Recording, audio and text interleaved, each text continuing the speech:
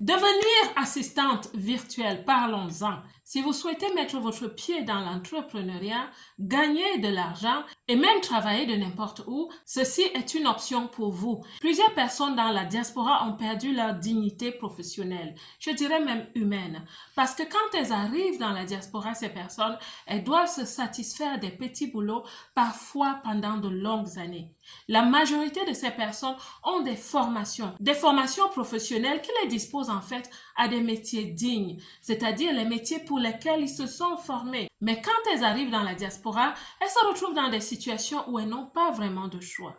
Avec le métier d'assistante virtuelle, vous avez la capacité de rebondir, la capacité de remettre votre éducation en valeur, gagner de l'argent et même de devenir autonome en vous mettant à votre propre compte. Dans une série de quelques vidéos, je vais te présenter quelques boulots d'assistante virtuelle. Chaque secteur d'activité, qu'il soit en privé ou public, a besoin de personnes qui facilitent le travail des équipes et des administrations. Chaque secteur d'activité, privé ou public, a besoin de personnes qui facilitent le travail en faisant des tâches essentielles. Et avec l'ère du digital, vous pouvez vous constituer comme assistante digitale. La question qui est souvent posée est de savoir comment choisir dans quel secteur est-ce qu'on devient assistante virtuelle. La réponse que moi je préfère vous donner est celle-ci.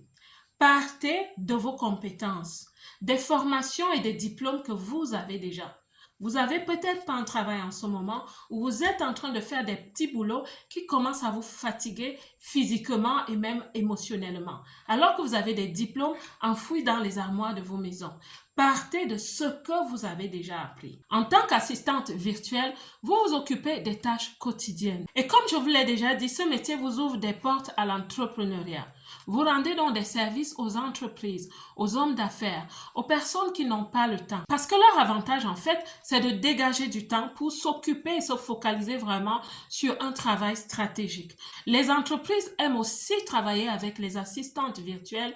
Pourquoi?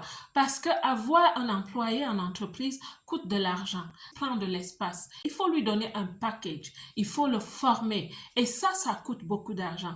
Alors qu'un assistant virtuel est chez lui, il utilise son environnement et il est payé à l'heure. Avant de vous parler des rémunérations dans ce secteur-là, je vais un peu détailler les boulots possibles pour vous, ce que vous êtes appelé à faire. En fonction de votre formation de base, vous pouvez être assistante de direction avec des tâches administratives. Vous pourrez faire entre autres les appels téléphoniques pour la direction, le service clientèle, vous pouvez gérer et planifier les agendas, les emails, rédiger des lettres et maintenant en fonction de votre spécialisation, vous pouvez être assistante virtuelle pour un cabinet d'architecte, un cabinet médical, un cabinet comptable, vraiment tous les secteurs de métiers possibles. Tout secteur de métier a besoin d'assistantes et votre formation de base va vraiment vous aider à vous positionner facilement.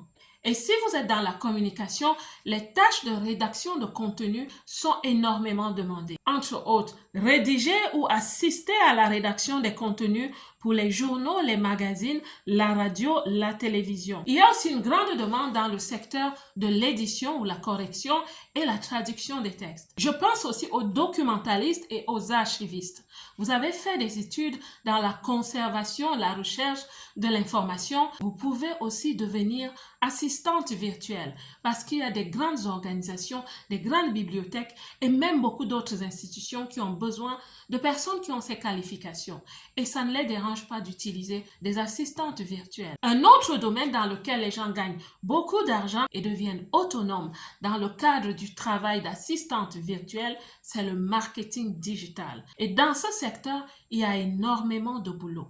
Vous pouvez devenir data analyst, product manager, content manager, chef de projet digital et je vous dirais même que même au niveau de la cybersécurité, on a besoin d'assistantes virtuelles, de personnes qui sont chez elles et qui font ce travail en ligne. Il est noble. Vous pouvez commencer par là pour créer une entreprise, pour créer une agence d'assistantes virtuelles. Le but de ces vidéos, mes belles, c'est de vous dire que ces métiers existent. Vous pouvez sortir des petits boulots. Vous pouvez regagner en dignité professionnelle et même humaine en faisant ces travaux. Ce chemin est bon, il est louable. À un moment donné, vous pouvez devenir autonome, chef d'entreprise. Plus vous avez de l'expérience, plus vous gagnez.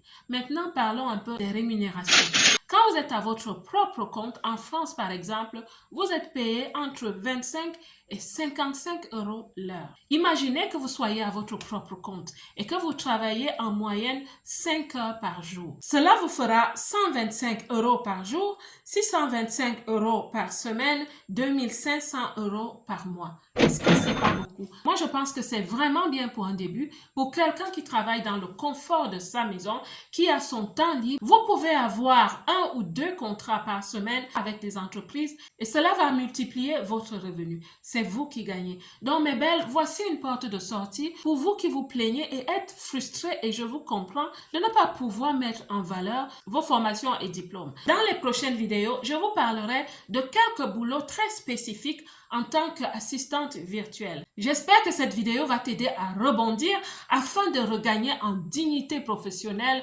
en autonomie et surtout en liberté financière.